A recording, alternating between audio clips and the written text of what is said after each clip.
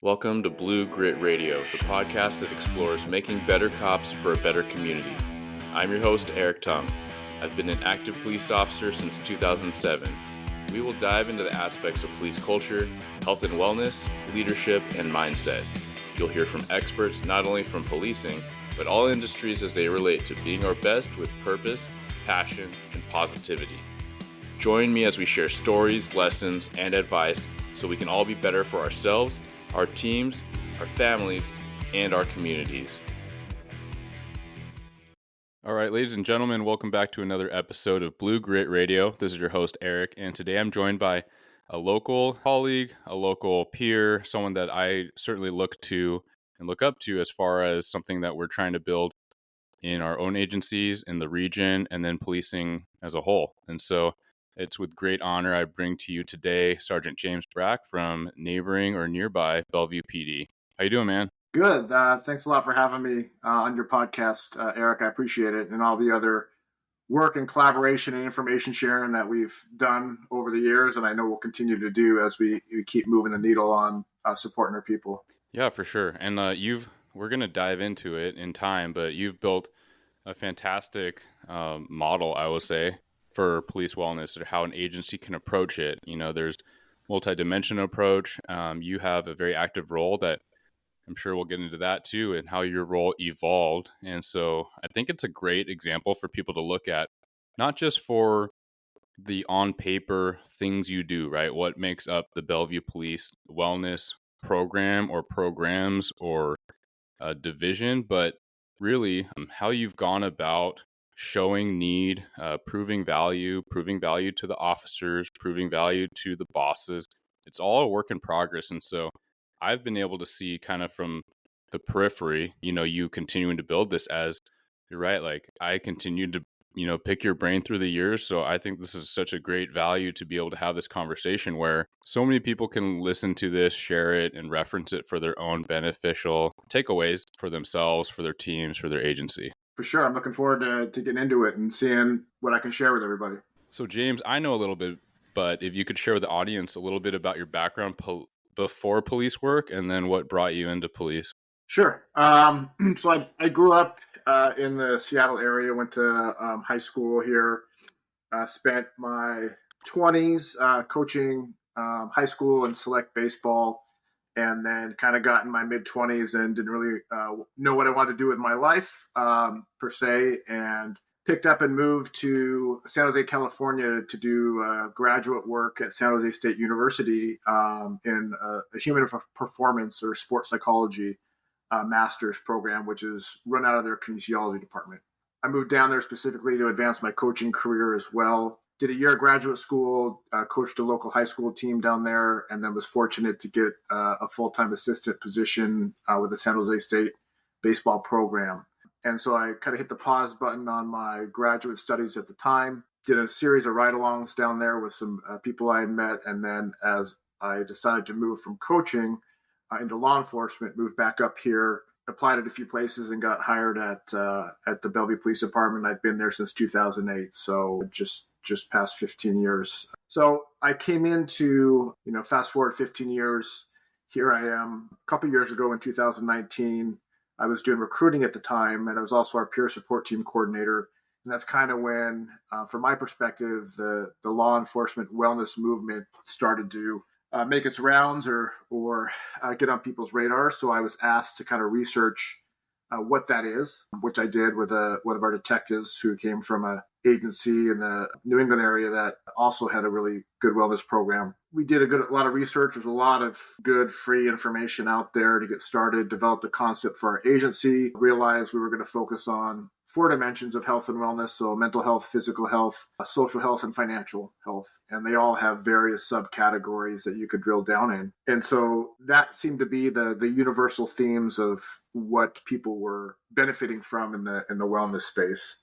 So in addition to my physical fitness background, both in coaching and training, but with some grad school and just as a hobby of mine, I also, as a hobby have been managing my finances and helping out with my parents. And so I did work for a year at a large retail bank. So I kind of had a little bit of insight there. And then being on the peer support team for roughly about the past 10 years, kind of got an insight into the mental health realm for law enforcement. And so, though I'm not an expert in any of those categories, came in with a good foundation of knowledge that I can use to continue to research, network, and figure out good resources. And then the social health component focuses a lot on just relationships outside of work, inside of work, making sure that we have good support and outreach for our family members, which we're really working on growing, because that's a huge area that could be a force multiplier for anybody, but all of our people in supporting good health in a long career is those social relationships. And so that's kind of a long and short of how I kind of got where I'm at. I spent, like most cops, in a 15-year career. I was on the road, was an FTO, did recruiting, was a detective for 4 years, got promoted, went back to the road, and kind of that career path, moving around, up and down through the agency, which was great. This just kind of came to fruition based on the wellness movement in 2019, and ultimately in 2020 when we stood it up. Our chief at the time was a very big supporter of this, which is huge. Eventually said, I want you to do this half-time. So half of my position formerly was basically continue to research and roll out and grow the wellness program. And at that time, the other half of my assignment initially was running our FTO program. When I started, we only had a handful of student officers. So it gave me a lot of time to really dive into the wellness programming and put that together. And then as of about a month ago, January 2024, they've made my position full-time. So a full-time wellness coordinator, program developer, whatever you want to call it. And just for context, my agency is a suburban agency, next to Seattle PD, and we're authorized for just over 200 commission and an additional roughly 40 civilian staff, which again are wellness programs for all of our personnel, not just commission. So that just gives the listeners a little bit of the context of kind of the agency. So a frame of reference for people that are listening to kind of understand. I love that, man. You did a fantastic crash course of the context and the progression.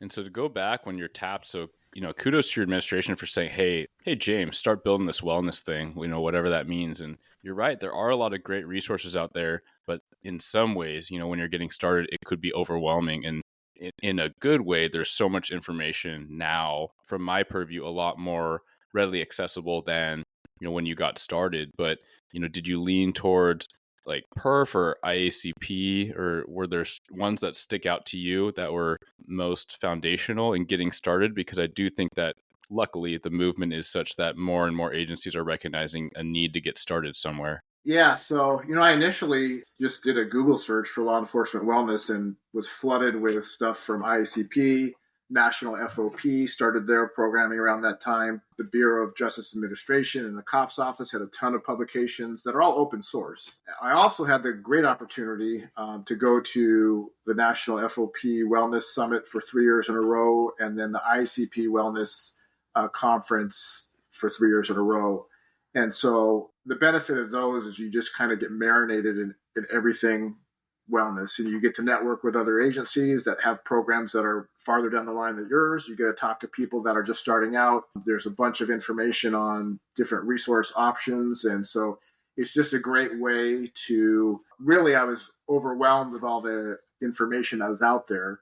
And at some point you just kind of have to stop and figure out what you're going to do for your agency. And that's one, I think, big takeaway is, number one, it's extremely important, in my opinion, to have a research and development phase where you can really look at what's out there, individualized to your agency, which is a huge component, because how you do wellness at your agency is different than mine, it's different than Seattle, it's different than NYPD. Both logistically, they're just different agencies, but culturally and politically, and whether it's size or everything is different. And so I think a big part of establishing credibility, which is a huge part of being successful, is individualizing your program to your agency. And so part of that is being aware of kind of what's out there, what are other agencies doing, but taking a look at your agency, doing some kind of needs assessment, if you will, to figure out what is it that your agency needs, what is it that people want, what do you already have, and kind of go from there. It wasn't super scientific. I literally put, an anonymous SurveyMonkey survey out, and basically had programmed it with some very easy questions to hear what people want. It took about 5 minutes, which we know is important, that if you want people to take it. I was very fortunate, in my career. I'd worked in different units, and so I had pretty good relationships all throughout the department. People I worked with, or people that I was involved in recruiting and hiring. And as those individuals had moved up the chain, I kind of had a good reach both laterally, but also up. And just having conversations with people that you trust, like, hey, this is what I'm working on. What are your thoughts on it? And bouncing it off people, because initially you roll this out, and there's always going to be met with skepticism and doubt, and that's okay, right? And to me, it's a challenge. Like, I need to prove the worth of this, and if I can't put something that's credible or worthwhile out, then there's no point, right? It's not really about me. It's about finding resources for our people. And so from there, was able to really refine what is it I want to do with this program for our people. And the faster I could put out stuff that they need or want, as long as it's reasonable, the more you're going to establish that credibility. But we were very fortunate. We already had our peer support team. It's been around since 1990, which is a cornerstone of part of it. We have a very experienced chaplain who's a backbone of steering a lot of that. My chief, fortunately, not only did he give me a half-time position to do this, but he also, cut 50 grand. And he said, this is earmarked for mental health services for our people. So I actually had some cash to work with. And then we had 3 hours of work out on duty in our contract, though, it's always dependent on staffing. So unfortunately, patrol really gets hosed on being able to do that. But we had the precursors for that. That's 3 hours a week, right? 3 hours a week on duty. Yeah. Staffing. Daily 1 day. You gotta shoot for the moon sometimes, right?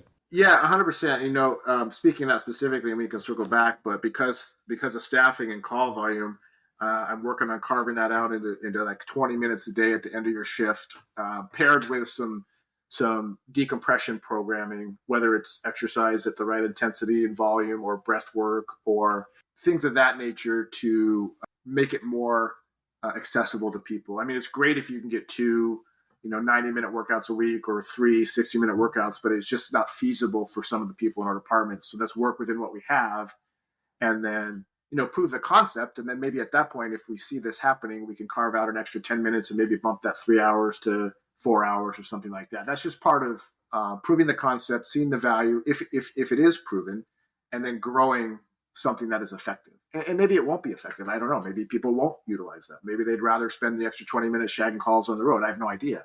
When you talk about, you kind of dig into the mental health and physical aspect of the shift work, finding that time to kind of transition from being a cop and going home. And if we can use the time you already have authorized to do and build it into our last 20 minutes, it's great. Obviously, it's dependent on what's going on the road. You're maybe not going to get it every day. I get that, but it's better than never getting any of it. That's where I'd start. Do your research, do your development. It really helps having your admin on board 100%, and really starting to find the right people, which is huge. I think it's important that if you're going to use a commission person, that they have some tenure and experience and credibility as a cop, just because, like we talked about, they can leverage relationships. They have a breadth of experience to relate to people. Mm-hmm. And this is the big thing that I think a lot of agencies struggle with, is committing the resource. And it doesn't have to be money. I think you can do a lot with no money, but someone dedicated to doing the research, to networking. I mean, a lot of the good resources I've just been able to work within our health insurance providers and find culturally competent providers, whether that's a nutritionist. We have a tremendous nutritionist who actually is one of the friends of one of our guys. And I talked to him, I interviewed him a couple of times, and I told him, hey, these are the challenges we have with metabolic health and nutrition and heart disease. And he did a ton of research, and he came back and he said, this is how I'd approach people that are exhibiting these aspects of nutrition. And he's very versed at performance nutrition and all the other stuff as well. And he actually took the time to get paneled with one of our insurance providers. And so his services are preventative. They're covered 100%. So just taking the time and being fortunate to have this referral, sit down with them, but take the time to vet people. I'm sure there's good mental health providers in your insurance networks. It just takes time to find them. And that's where the resource investment from an agency, if they don't have the funds, is the time, right?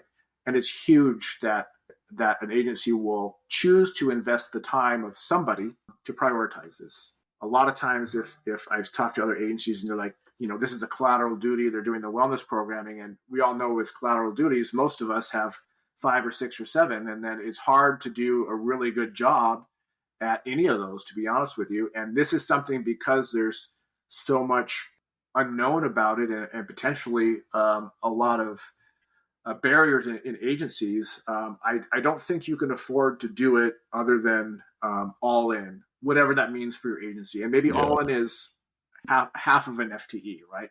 But if you kind of, half-ass it, if you will, I think it's really going to undermine the credibility of it. And so that's important to know, especially for administrators, is investing time sometimes could mean way more than investing dollars.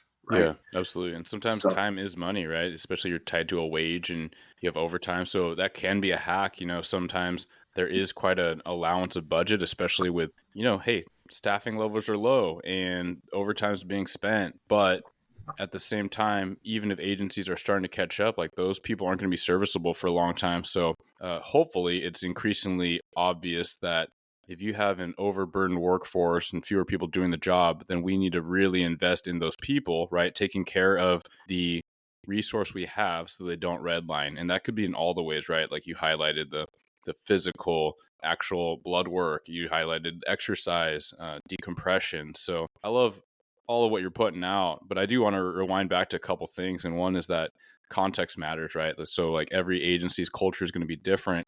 Yeah, how you roll out, your exercise program might be super different based on what your officers are like, and what they're going to buy into, right? If you integrate a certain program, you're like, hey, this is the way, and people aren't into it, then what good was that, right? You can have it on paper, but no one's going to partake. And that's not the goal, right? The goal is to get people in and bought in.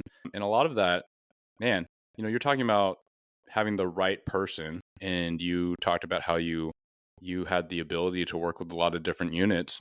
And from the outside, I mean, I have my impression, but it's that you were identified as the right person because you have the proper relationships and the candor and the rapport with people, and you have the subject matter experience. Is that how you see it? Or don't be too humble, because I think it is helpful for people that are listening to be like, yeah, I'm the guy or gal, and I need to figure out how to kind of cement that legitimacy. I wish I could say it was that calculated when I was tasked with this, that all the executive leaders got together and went through the roster and said, this is the guy. I don't think it happened that way. I think it was by default, because I was the peer support coordinator, which again is someone that through a de facto selection process has been vetted for a lot of those things you're talking about. And that's a natural place for a lot of agencies to start if you have a well-respected peer program. And I've heard of other agencies that don't, and that might be the last place you want to start in this. But I think it had a lot to do with that. It also, I think it had to do with the assignment at that time. I was up doing recruiting, and we were just kind of about close to being full staffed. And so as that was winding down, I also had the bandwidth to do that and still handle the recruiting needs and the research and development portion of it. And so I think all those things played into why I was asked to do it. And understand, I was asked just to research it initially. It's not like there was a full commitment that we're going to do this no matter what. Because what actually happened is we came up with the framework and the concept for our program, and we pitched it to the chief in, I think it was January of 2020. Of course, the whole world, went off the rails after that with COVID and then all the civil unrest. And so it was we really hit the pause button and circled back in the fall of 2020. And that's when the chief said, hey, let's put this together. There's a number of reasons, I think, but it's just kind of interesting in our agency, being roughly 200 in various fields. There's just individuals that are interested or passionate or have competence in areas that just kind of rise to having specialty positions. And so I think it just kind of happened that way. Yeah. No, absolutely. I mean, you're definitely a performer in that you set out to do things and you get them done. And recently, I kind of not to deviate too much, but you'll see the connection hopefully. But I recently heard about this notion of analyzing your passion versus your purpose versus your performance. And from maybe now that you're a full-time wellness coordinator sergeant, like it all makes sense, right? You talk a little bit about your history, your background in sports, performance, and I think it's better socialized now that we're comparing first responders to athleticism and athletes, and how we need to look at them and how we need to ensure recuperation, rehabilitation, and being at their peak, right? Because we recognize like seconds save lives and split second decisions and all these things. And maybe it's less of a question, but more of like a note where I feel like from what I know about you and what I know about what the work you've done, it does seem like those 3 Ps are really well integrated now. Yeah, 100%. It's interesting. The more I really looked at the physical component of our job, I think if you don't think about it, you think, man, this is a physically demanding and a rigorous job. And when you actually look at it from a functional standpoint, it's rather sedentary most of the time, right? Yeah. Which isn't good for health either, right? No. But it's different than what most people would think. And so you're sitting in your patrol car a lot. Most people are. You're sitting, if you're writing reports, a lot, and if you're doing that in your patrol car, then you're generally canted to the right and potentially creating Take it from deficits that way, right? Yeah. And then if you're a detective or other things, you're spending a lot of time at your desks. And then I know that there's standing desks that we have now as a way to try to mitigate that. But it's that being said, there is a performance aspect to being a cop where you're going to have to be able to generate power, force, anaerobic capacity, whether it's a foot pursuit or use of force application or life-saving measure. Those things don't necessarily happen every day, all day, right? But you have to have that capacity. So it poses its specific differences. Like when you train athletes, what their performance demands and context are going to be based on their sport, which is perfectly fine. Ours is different when you talk about performance because we have to, I would say, overcome the degradation of being sedentary as well as span the spectrum of being able to perform on short notice without anticipation in a physically demanding position, right? Yeah. And so I think a lot, the more I look into the physical aspect of it, those are key things from a performance standpoint.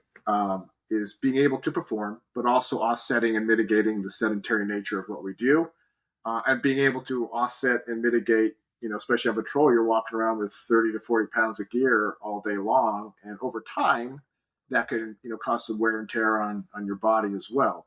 But there's another aspect to, the physical aspect, and that's just health span and preventing premature death. And this is something I really started to drill down in when I started to research and I wasn't aware. But, when you talk about cardiovascular disease and heart disease, it's the number one killer in our country. But unfortunately for first responders, it seems to impact first responders a lot earlier in their life and to a more fatal degree, if you will. If you think about we hire physically fit people, they are screened physically, they're screened medically, they do a PAT of some sort. Generally speaking, with as healthy as we are as a population in this country, when you start the profession, you're probably at minimum of average health, but probably a little bit better. But something happens over the course of a 20, 25-year career where now you're getting heart disease and you're having heart attacks and you're gaining weight and other types of things that are somehow inherent in the demands of the profession. And so the other aspect of the physical aspect is that medical, is that disease prevention, disease mitigation, you can call it health span, longevity, whatever you want to call it.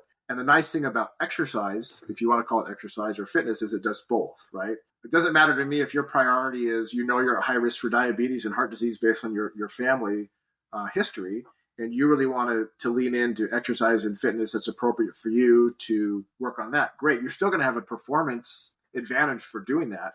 And if all you care about is performance and you're going to do your physical fitness to increase your performance capacity at work or because you're a CrossFitter or you run marathons, great. You're still going to have a benefit on the health span side of it. And so I think sometimes we get too focused in this profession on the fitness aspect. And for some people, maybe a lot, they're intimidated by it because they're out of shape. Mm-hmm. The thought never occurred to me until I was talking with one of our officers who's a former strength and conditioning coach. And he said, a lot of times people don't know how to work out. And you just kind of assume they do, right? Yeah. And as I move forward in the fitness programming conceptually, I think you can call it fitness or calling it movement. I mean, there's a lot of advantages just to moving more. I think we're so focused on calories, like in exercise to lose weight, that, people look at, if I take the stairs every day, I'm burning an extra 30 calories. Like, that's not a big deal, so they don't. Mm-hmm. But to me, it's not about the calories you burn by moving more. It's all the other advantages you get, whether it's your joints, whether it's using your muscles, whether it's, assisting glucose disposal, depending on how you are. I mean, those are the big aspects of moving more, flexibility, things of that nature. Yeah. Not necessarily from a weight loss or performance. You and I know the benefits, but for someone that, they just need that little nudge, right? And to your point, like I've been on that.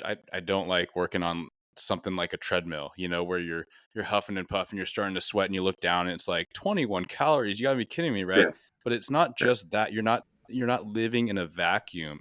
You're literally shuttling oxygen around your body to your brain, right? You're getting blood moving, you're exercising your organs. These are all things that are going to, when you break it down in a simple way, you're like, yep, that would be optimal for me, hopping out and being really keen on what this, suspect is or isn't saying so I can pick apart the story. Like I should be on my A game, right? I shouldn't be coming out of a food coma just because I was so overburdened with cases and I went to lunch and it was like this, kind of meal and a half of Thai food. And now like I got indigestion, I got brain fog and all these things. But just to say, we're not just talking about like 30 calories to walk up the stairs, but that could literally aid in your digestion and that could help, mobilize your joints and enhance your activity. And, you even talked about blood glucose, and I don't know if you want to go down into there, but I think it's very helpful for people to know if they're not acutely aware, which I think the majority of the audience is aware, but maybe that would even help them maybe nudge their colleagues or, a little bit of peer leadership there.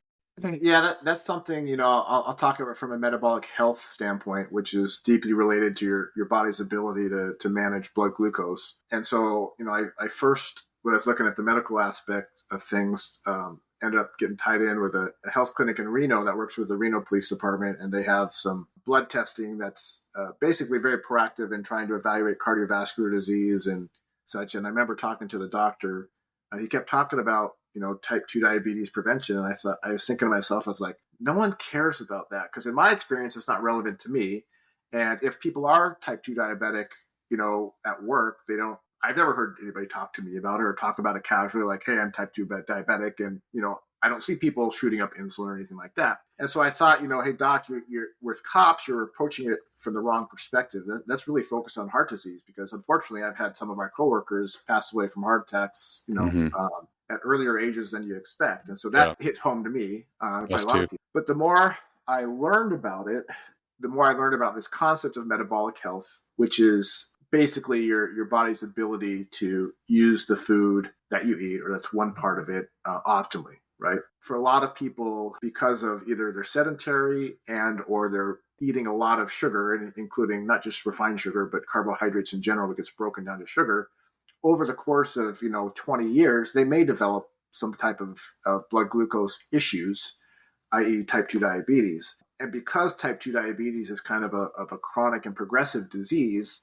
it's really over those 15, 20, 25 years that eventually you may get that diagnosis. And that's why it doesn't seem so relevant for a lot of us because we're so young, generally speaking. Most people retire in their mid-50s or earlier from this career. That being said, what I learned was being unhealthy metabolically is a tremendous risk factor for cardiovascular disease. So if you can work on your metabolic health with nutrition and sleep and exercise and stress management, you're essentially reducing your risk for cardiovascular disease, right?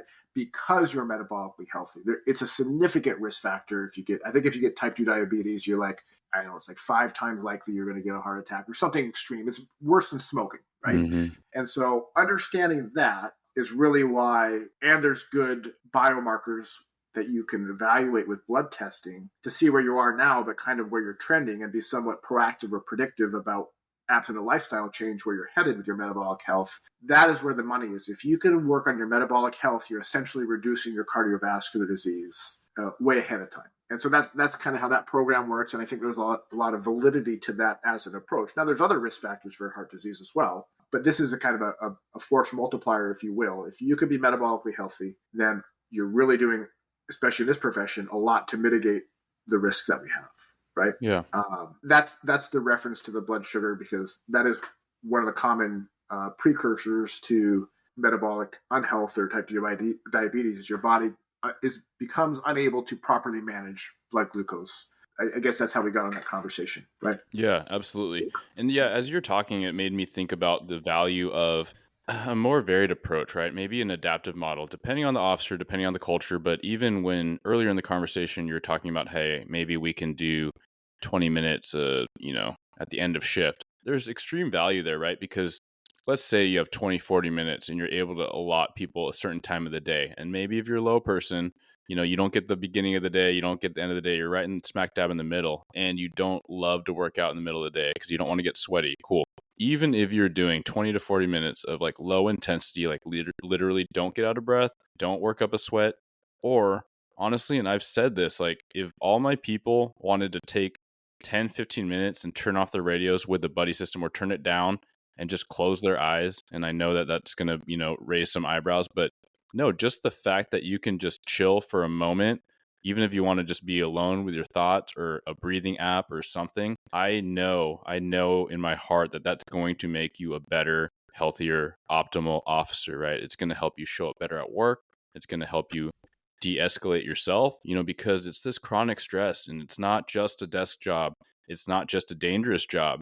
It's a job with extremely high emotions where you're thrust into all these things, and it's that volatility of not knowing what's happening that is wreaking havoc on our nervous system. And so I just wanted to take a moment just to highlight that, like, hey, take the wins you can for those listening in their agency where they're like, maybe you could never get X amount of time a day guaranteed. Okay, cool. You got to start somewhere, right? And I think James has illustrated a brilliant example of where he was given a little to start somewhere, right? It was like part of your job amongst all your other duties. But that's even another idea too, right? Because before you told me that years ago, this concept of doing 25% this and 50% that role, totally novel to me. But it showed this dedication from your leadership to say, hey, I want this to be a priority, right?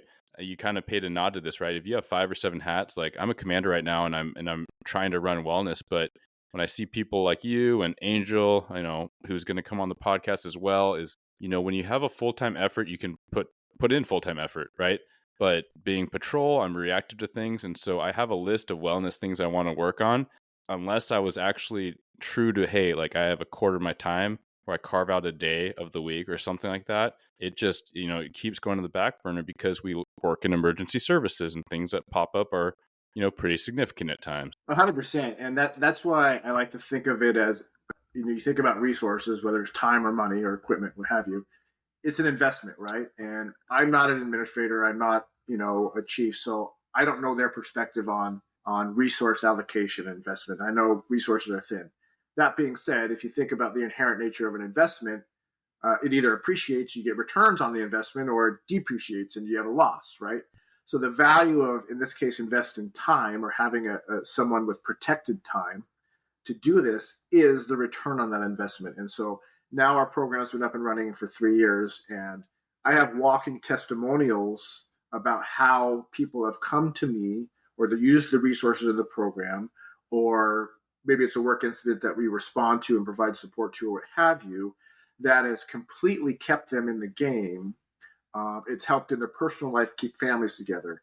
It's helped them with whatever trauma or demons that they have to wrap their minds around that so they can get back in the game, right? And so now one of the biggest challenges we have is a lot of this stuff is mired in confidentiality, and it needs to be effective, right? Mm-hmm. So I'm probably one of the only people, or I am the only person that knows the extent of how many people have reached out and utilized for red line issues, have been able to get stabilized, get back in the game, are now far better than they were without some type of support, right?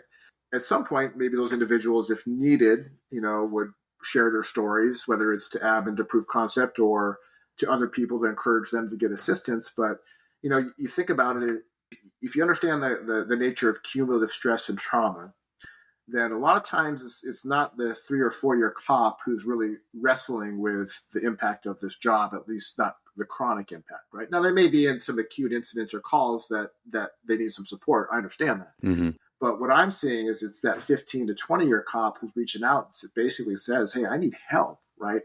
I don't feel like I'm a good person when I'm at home, or I'm really struggling to stay positive about my job, or this, that, or the other. And so for an administration to take someone like this and say they have the most extreme need where they need to go to some kind of intensive or inpatient for 60, 90 days, right? what's the return on your investment now in our current staffing to take someone who's a 15-year cop or 20-year cop out of service, let them take care of what they need to take care of, come back, be probably more squared away than they were when they were left, and be able to work another 5, 10, or 15 years, right? It's the investment of 60 or 90 days at a time where we have a very underexperienced workforce for a number of reasons. So Mm-hmm. these veteran cops, I think, they are extremely important. So if we can support them, get through whatever they need to get through, and come back and be a better cop and a better coworker and a better teammate, then I think it's definitely worth the 60 or 90 days where they're out of service to get this stuff done, right? Yeah. As an example, right? Yeah, you can't emulate experience, and we're finding that across the nation, right? Like we had, Mm-hmm. you came from recruiting prior, and I just came out of recruiting a little bit ago. But man, like hats off to the men and women who are stepping up in this time to be a first responder or a service individual of any type, much less police. But yeah, you have people finally starting to come around and engage, but that's only part of the answer, right? Like you have supervisory issues when you have a bunch of new people doing something, right? And not enough experience to lean on in the field. So those peer mentors are so huge. And so I do appreciate you focusing on their extreme value.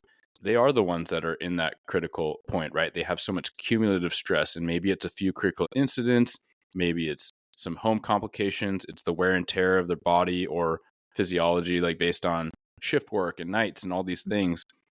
I would say yes. And if we put the right mechanisms in place, then right now with all our new people, then we're probably not going to be in as bad of a spot 5, 10, 15 years later, right? It becomes a normalized culture. And that's what I'm trying to help my own agency along with, right? I don't have all the answers. And that's literally why I'm having this conversation with you, and hope that we all at every level have that conversation, because everyone's going to be different. But if we do socialize these things appropriately, right? A good peer support program, which you and I both have, and that's really what a lot of our success is based off of, right? So, side note, work with what you have and build upon the strength that you have when you're getting started. But if those officers coming in hear peer support like 15 times by the time they hit their first year, and they have a pretty good grasp of what that is and what that looks like, I mean, that's fantastic, right? Like that's already a bunch of battles won. That there's a bunch of cops, and a lot of cops from all over, that would say, yeah, I wish we had that, right? Like how much better our culture would be, how much better our longevity would be, and all these things that are interrelated. Yeah, I think you're 100%. And that's one thing I really emphasize conceptually, is being proactive about all those dimensions of health and wellness. Because if or as we shift this culture where it just becomes commonplace that you exercise regularly and you dial in your nutrition and you go to the doctor so you can figure out if you have any precursors for disease, and you go to counseling so you can scrub off the trauma from these calls as they come in, rather than have them pile up, then ideally we wouldn't have any 15 to 20-year cops that need to take 45 or 60 or 90 days out of service, because they're fixing themselves, they're working on the stuff as they go through the career, right? So we will always need to have those reactive resources for critical incidents, or for those people that are on the edge of that slippery slope. Ideally, though, if we can turn the tide and people are just inherently doing this as part of their job, I think it will significantly lessen the need of those reactive resources, because people aren't going to be pushed to that level of adversity or crisis or whatever you want to call it, right? Mm-hmm. So that's where the money is, like being proactive, right? The best time to prevent a heart attack is by working out before you have shortness of breath and chest pains, and dial in your nutrition way before you have any symptoms of a disease, right? The best time to save for retirement is being proactive and do it as soon as you start getting a paycheck. You don't wait for your last 5 years of your career and start putting away extra money. You're just too late in the game, right? So that concept of being proactive on all of those things, being proactive with your relationships outside of work, maintaining those, finding those with your relationships at home, right? Let's not wait until your marriage is on the rocks, or till all of a sudden you go off and scream at your kids and you look in the mirror and you're like, what the F just happened, right? Mm-hmm. Let's work on these relationships. So a big part of it is being aware of all this stuff, having an awareness, and then being proactive about utilizing all this as you go along. I think it's huge, right? Yeah, for those people that are willing to do that.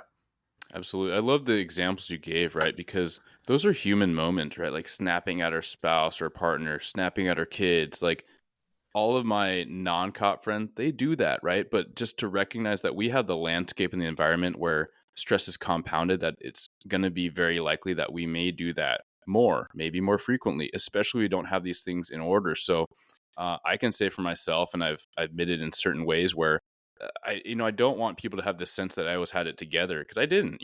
There's definitely times where I wasn't happy with how I was reacting to my family. There's definitely times where I wasn't in a healthy mindset or a healthy physical practice. But what always helped me back was leaning into those types of structures, right? Like you get out of shape, you got to get back in the saddle and get into it, right? When you start to have issues in your social connections, then you need to invest time and attention into those. So, all to say, like when I think about all the cops I've known through the years, and literally had one of our iconic kind of badasses in the department recently retire, like all the people I look at and look to that have done it well, I mean, they would cite, and they have cited many times, like whatever that thing is. And for some people, it's outwardly saying, yeah, if I didn't work out, I'd be a mess. If I didn't get outside and go on vacations and be outdoors, I'd be a mess. If I didn't have my church, I'd be a mess, right? Like usually there's multiple things.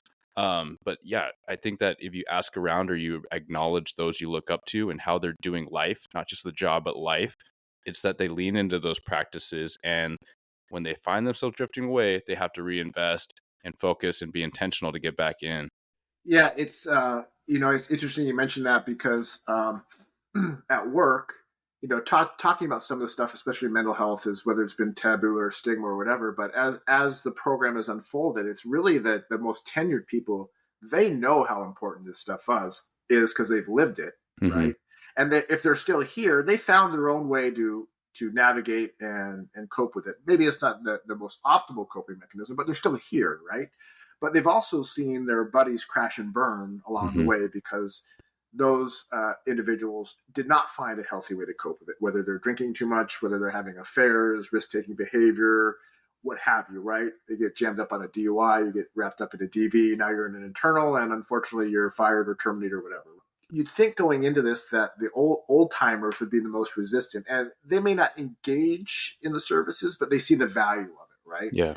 And that's very validating that we're on the right track with what needs that our people have. And the younger generation seems to almost expect these types of things, which is great, and they engage with it rather quickly, and which is perfect, right? Yeah. But one of the concepts we really emphasize, getting back to kind of the relationship aspect or whatever, is that we're all human beings, right? And we all have a finite capacity to handle stress or trauma, or the two we'll talk about in this profession. And I would suggest that it doesn't matter if it's stress at home or if it's stress at work. It's kind of going into the same bucket, right? Mm-hmm. You don't really get to segregate those and be super stressed out at work and then just be great at home. And if you're dealing with a lot at home, stressful, that doesn't mean you leave it at the door when you head out to work. You're still there, right? And so that's where that holistic approach to at least stress management and trauma processing comes in, is we want to do everything we can to minimize our overall stress load in our lives, right? So yes, so we have a better capacity to handle stress at work, and we have a better capacity to handle stress at home and be good parents and spouses and sons and daughters or what have you, right? And so I think it's really important to understand that in the wellness space, resources that we can offer, provide, that help people manage stress and trauma, whether it's work related or not, are both extremely important, right? Because as individuals, we have personal traumas we deal with as well. Mm-hmm. It's not like we just deal with all the critical incident traumas at work. We have stuff at home, maybe less frequent, of course, than at work, but we deal with, family members that have cancer, unexpected deaths, financial challenges, you name it, right? Those things happen to us too. And I think it's important, or one way to look at it, is we all have one bucket or one cup or whatever you want to do.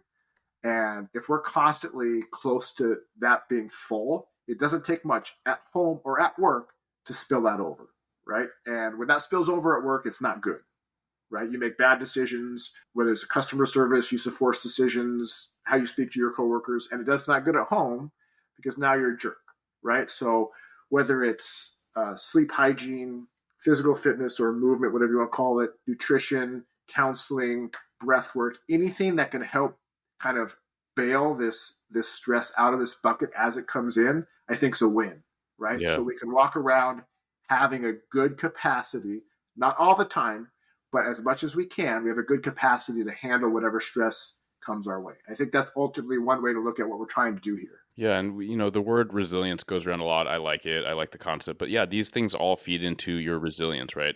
And if you don't like that word and you think it's a little too like soft or woo-woo, like that's like literally durability, right? Do you want to be robust? Do you want to be able to bounce back and be able to dodge, dip, dive, duck, and dodge, right? And you want to be able to do these things and absorb and then come back. And I like how you highlighted the different generations, because I see a lot of that too, where quote unquote old timers, right? And a lot of them would self-describe that way, but they increasingly, I'm hearing, and these folks are sharing with me, yeah, I wish we had more of this, which is exactly the validation you're talking about, right? And increasingly they're having this conversation. It's like, hey, they can label it however they want, right? They might say, hey, this younger generation, I know that they need more time, they're soft, but then they'll usually say something like, it's good, or I'm glad they're doing that, which again validates the point. And I see the same thing, right? A lot of the youngsters, they either expect it, or you tell them, hey, this is important. And they're like, okay, cool, Sarge, or, they say it's important, and it probably is. Like, they take our word for it because, they're eager and they're hungry to learn. And so I appreciate that. I think the next thing I kind of want to ask you about, since you've broken down how individuals or agencies can look at building, where they can get started, the important things to think about. A lot of the audience, maybe they have a lot of their practices pretty well dialed in. They know where they can improve. They're introspective enough if they're taking the time to listen for an hour to these two dudes talk about police wellness, right? So I think the challenge that a lot of people continue to think of is, how do you lead up, and how do you consider, your peer leadership laterally to get those people on board that, whether it is the line officer, detective, that that they could really use, this or that branch of wellness, and how do you encourage them along with that? The leading up piece, I think, is important. And I think leading up and also getting your peers has a lot to do with communication, explaining the significance or importance of whatever it is you're introducing. One of the things that I was very cognizant of early on was communicating, making sure people understood what the concept of wellness is. Otherwise, they're going to fill in the blanks themselves, and they're going to think, oh, this is just another mental health thing. But we have 4 dimensions, and they're all important. And so, one thing kind of by happenstance, but somewhat intentional, was the first thing I did our own in-service on going over our retirement benefits. We're fortunate we have various investing options for retirement. And given my background in finance, and I'm kind of geek out on this stuff, so I was very, very fluent in our different options. And it was an in-service. I did, I think, 12 sessions. It's the very first thing I did as the wellness program. Number one, I think it helped people realize it's not just a mental health program, that we're starting with this. The next thing I rolled out happened to be the blood work. So again, the physical component. I didn't directly go into mental health stuff. Not that I just didn't have those resources lined up at the time, but I had other things I could roll out quickly. But the other thing is, who doesn't like to understand how they can make more money, right? And so we had a lot of individuals that are old timers or higher up in the chain that attended these, and they'd follow up one-on-one, and I just help educate them. I'm not giving them financial advice. I'm not telling them what to do. I would just help them understand their benefits, considerations for this or that. Actually, there's several people that had no idea when they could actually access their funds when they retire, and they thought it was 59 and a half when it's, for your 401k, it's 50 if you're a cop. And so there was a lot of impactful education piece with that helped people understand. And the younger people, no one really takes the time to go through that with them. I know our HR does a class, but it's a very high overview. So that kind of helped open the doors as to what we were doing. And then from there, the nice thing about what we're doing is it applies to everybody regardless of rank. It doesn't matter if you're a major or you're a line officer, if you are dealing with weight issues or you're dealing with financial issues, it really doesn't matter what rank you are. And so putting those needs out, creating awareness, educating people as the value of these types of things, with the understanding that whatever resource you put out, I learned, maybe only 10 or 15% of your department will engage in it. But that's great, right? Because not everybody has that same need. Mm-hmm. So if you're wanting 95% of your department to engage in something you're doing, you're probably going to miss the mark, because there's a lot of people that are very physically fit where I work, and they have their own routine. They've researched it. They love it. And they may not want to touch whatever physical fitness program I put out because they don't need it, right? Same thing with financially, with saving for retirement or managing their finances. But what I have learned is most people can benefit from at least one thing I've put out there. Everyone has a blind side or a weakness or an area they can get better at, right? So if I can get 90% of the department that engages in only one resource, different resources, but they're engaging in the program, and then I be ready for the other 10% when they are ready to engage or when something comes up and they need that, right? I can also tell you in terms of the value that, from my perspective, I see for admin, when there's a critical incident, they basically can outsource or task me with the health and welfare of our people, right? So whether it's a line of duty death or some other kind of catastrophic incident at work, they have so much to focus on administratively that for them to delegate that off to me and trust through time, which I've established that I will take care of our people, whether it's the officers that were involved, whether it's their squad mates, whether it's everybody in the department, I will handle that. So it allows them to focus on the other tasks that they need to do. So I don't know their perspective because I haven't talked to them about it, but for me, it seems like it's a great value to them that when these things happen, that's going to be taken care of so they can focus their efforts elsewhere, right? And then when I talk about my peers, it's these wins, one win at a time, where people come, I have a resource for them, or I try to find something, and it's positive for them, right? That's just relationship building. They have some positive impacts. And sometimes they've come back and be like, you know what? I went and saw this counselor, not good. Like, great. Thank you for letting me know. Mm-hmm. Here's some other ones that we can, you can try, because, I think you've talked about it with some of the other guests. Finding a good counselor may not be the first person. You have to find that right fit. But for them to come back and say, this is not good, I mean, that's great too for me to get that feedback, but it gave me an opportunity to get them something better, right? Yeah. So there's a lot with that. And I'll tell you, in terms of leading up, one of the linchpins to make my position full-time is it dawned on me this concept of organizational wellness. And that's kind of the next frontier that I'm going to start researching. And I'll put it very clearly.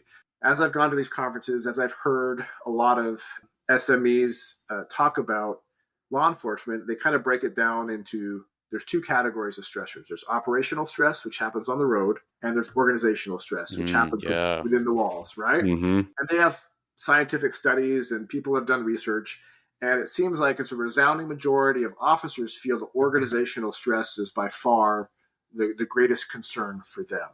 And so I thought, okay, if we know this, then how about we go about evaluating what those specific organizational stressors are for my agency, and then see which one of those we can actually mitigate, which ones we can't. You can't make it go away, right? But instead of just attacking it from the end user, like, okay, we want to increase your ability to manage stress. That's great. But can we do it top down? Can we look at what the stressors are in our organization, and what can we do organizationally to minimize or reduce those? So we're kind of attacking that at both ends, right? Now, I have a lot of research to do on that. I'm very interested in that, so I can't give you line item examples yet. It's just kind of something that is going to be where I'm going to next, in addition to continuing to build out what we're doing for the individual health and wellness of our people. I don't know where it's going to go, but I'm very interested to see what we can do, because every organization has those dysfunctions, systemic issues, or whatever. Mm-hmm. Not a criticism of our organization. It's just a reality, right? No, it's everything. So what can we do? Yeah. Let's see if we can start to work on mitigating those, and see if we can address that. Because the operational stress, we get a lot of training on. Most people feel pretty confident after a while they can handle the road and what happens. And we have a lot of support there for people. Let's take a look at the other half of the equation and what can we do? Yeah, that's huge. And please keep me posted on that. And when you have it all figured out, we're going to have you right back on, because that's huge, right? Like, you're absolutely right.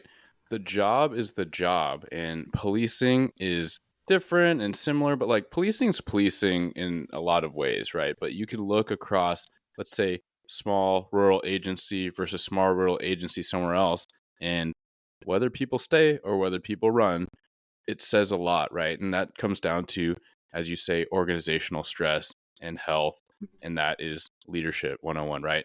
And so I'll be on here. I'm part of the management and I contribute to a lot of organizational stress, right? I critique things.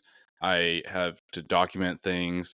I have to discipline at times, right? So I'm not removing myself from the equation, but I am recognizing that there has been times where I think I've done it right, and there's times I've done it wrong, and times I'm trying to improve that, right? So when we talk about leadership, which you are a leader indeed, when we consider trust, and that's why most people decided to stay at an agency in the last 3 years, or they left an agency in the last 3 years, and because it's trust, right? We all know, I mean, I think just about every cop that's been doing this for a little while has messed up at some point. And when you get that critique, counseling, discipline from your superior, usually it's not what you did, it's usually how they deliver it, whether you think it's fair and consistent, and the candor and relationship you have with that person, right? I've been I've been basically blasted by supervisors, but I respected the crud out of them because I knew they cared. We had a transparent relationship, and so things are fine, right? I wasn't happy about it. I was super bummed about it, right? I was super mad about it even, right? That we had that interaction, but it wasn't personal, and I knew it. But at the same time, we can all think about a trainer or a boss or some sort of superior where you're like, I don't appreciate any of the messaging, how it came out, what it says, because it's a relationship. And so, yeah, I really appreciate you bringing that up because, again, I don't have all the answers and I'm a work in progress. We all are. And that's the whole point, right? It's just to discuss so that we can continue to improve. 100%. 100%. And it's the more time I spend in law enforcement, I realize that part of the contributing factors to this is kind of a weakness in the chain of command concept because I'll just use myself as an example.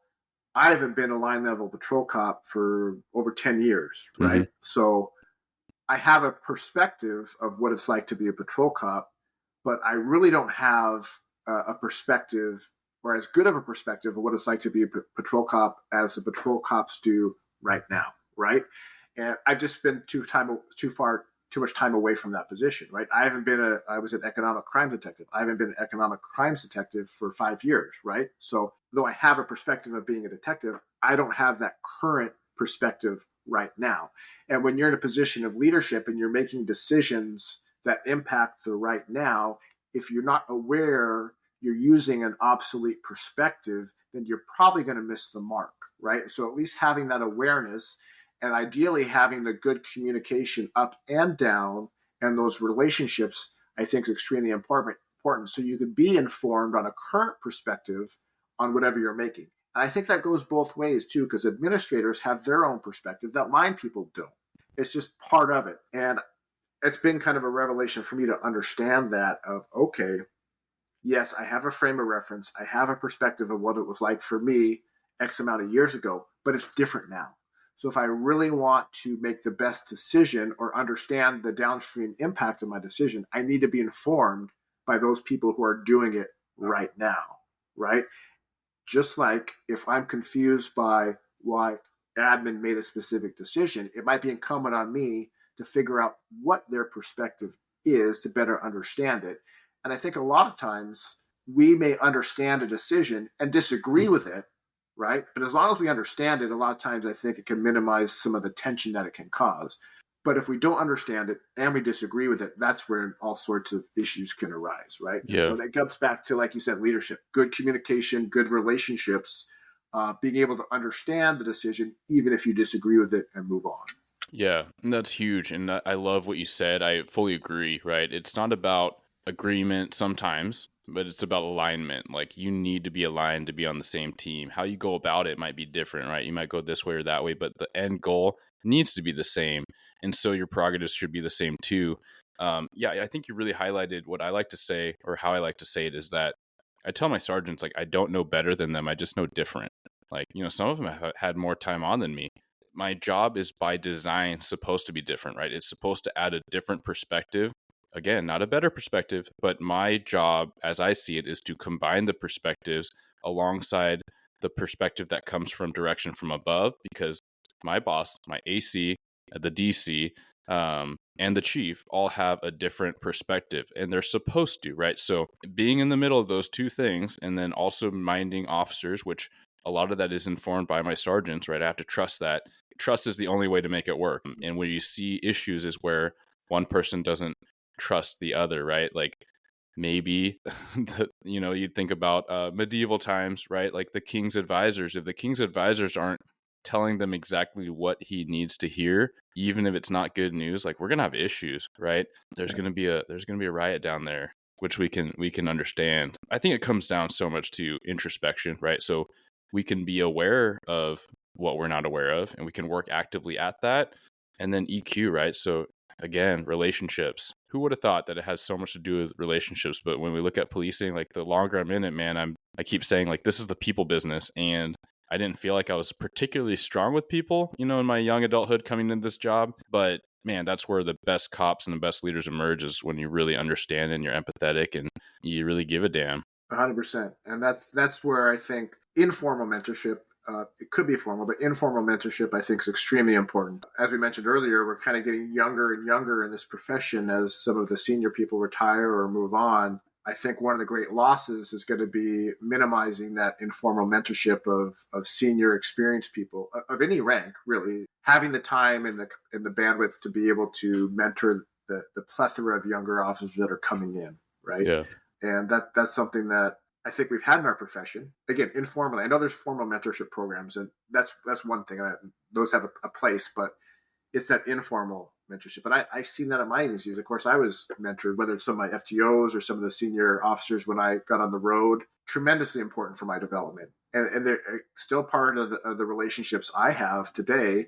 Whether they've promoted above me, we still have that, or they're still on the line, and I'm promoted above them. Some of the first people I go to when I want to get a different line perspective, or when I want to get the higher perspective so I can help people below me understand it, first people I go to. And it all started with maybe working the road, a squad together, but a lot of it is that informal mentorship that we benefit from being young cops and having good people there for us.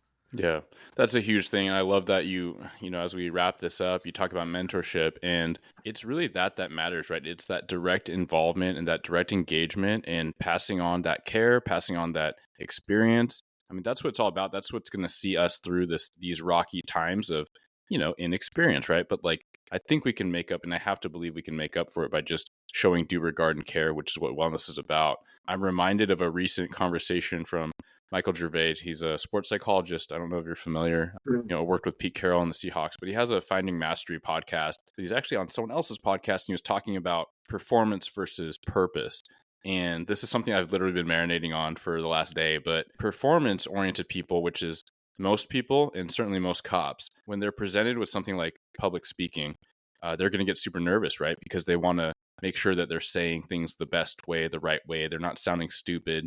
And I think that the correlation here, if you're like, where's he going, is talking about wellness, right? So those listening in that have made it towards this very end of the episode are trying to make things better for their people. And they want to make it, they may be performance oriented where, man, what's the best program, or how do I go about starting up the best way? But you said it several times in this discussion where it is about the small wins sometimes, right? If you set up this whole class and you have to reserve a spot and book this thing and get all these quotes and run it up the chain and get the budget approved, or maybe even write a grant, right? It may take hours and hours or days and all these connections, and maybe 3 people show up, but you have to take that as a win, because we are moving the needle super slowly. Like if you go through all that effort and 30% of your department's interested, fantastic, right? But that's where purpose comes in, because the purpose-bound people don't care about peanut gallery of your police department, because everyone has one. The toxic naysayers are going to be talking crud about every little thing that you're trying to do. You're even having the conversation of wellness. You don't do it for them. I mean, you may, like, they might come on board later, cool. You're doing it for the few people that really need it, and they're ready for it, and they're going to get benefit from it. So that's my way of bounding and saying, hey, keep in the fight, wherever you are in your agency, whether you're officially appointed or whether you're just trying to beat the drum, keep beating it, and we're going to get there. I agree. I kind of often look at things from like an optimization mindset, and I think that's kind of like a mindset to have. But I realize it may take 15 years until you get to that level of optimization, right? And I think the same thing could be said for an individual. Let's use physical fitness, right? For a lot of people, say you're sedentary and you're not working out now, the biggest positive impact you're going to get on your health is going from not moving at all to exercising, right? So if you go to 50% of your capacity from zero, I think that's anecdotally where you're going to get the biggest improvement. Those that are already fit going from 90% to 100, that's great, but their margin of improvement and that benefit is going to be minimal compared to at least getting people moving, right? For sure. You can say the same thing for everything. I think it is important to allow yourself to fail. Right? If you think back to FTO, we failed all the time, regularly, right? As long as you understand you're making progress and you're moving the needle, you can't optimize everything, right? It's going to be overwhelming. So maybe you will optimize a few things, but even if you can get to 75% of whatever optimal is, that's great. That is far better than staying at 50% or 30%. Again, type A people, they're going to be all in, right? If I'm going to do something, I'm going to be all in. And it's hard to shift that mindset because you can't be all in on everything all the time. And if your mindset is, if I can't be all in, I don't want to do any of it, then you're shorting yourself. Because if you want to be all in fitness, great. But if you can only be 60% in on sleep optimization, it's far better than just completely disregarding your sleep. Yeah. Or what have you. Yeah. So I think it's a way to hopefully take the pressure off people. If you're not a good public speaker, great. If you can get out there and do a 70% good job in that and you're going to be 100% someplace else, that's great versus not doing it at all, right? And so being fair with yourself, being honest with yourself, probably optimizing what is interesting and passionate to you, but don't short yourself on the benefits of doing a good job in the other areas also, and be patient. This stuff doesn't happen overnight, right? Yeah. It's a long haul. It is a long haul, man. And, we've both been in the game for, roughly the same amount of time. And so, it takes that many years, right? A decade and a half to see some pretty good progress. But I think that there is something to be said or believed in this notion of maybe we're building up momentum, right? The rock's rolling down the hill and it's just going to keep picking up speed and picking up more mass as it goes. Maybe a snowball's a better metaphor there. But yeah, I appreciate you for your time for sure, and then your wisdom and experience that you've literally put into practice. And so it is a great example for us to look at and be mindful of, to inspire, and then build our own confidence in our agencies to do what we need to do. James, where can people get in contact with you or find you? I don't really have much of a social media presence, so that's admirable. You could just get a hold of me at through my agency. I think you mentioned the Bellevue Police Department in Washington.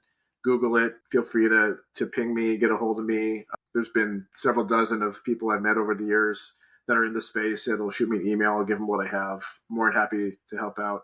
I know you know how to get a hold of me, so if your listeners know how to get a hold of you, you can kick them over to me for sure.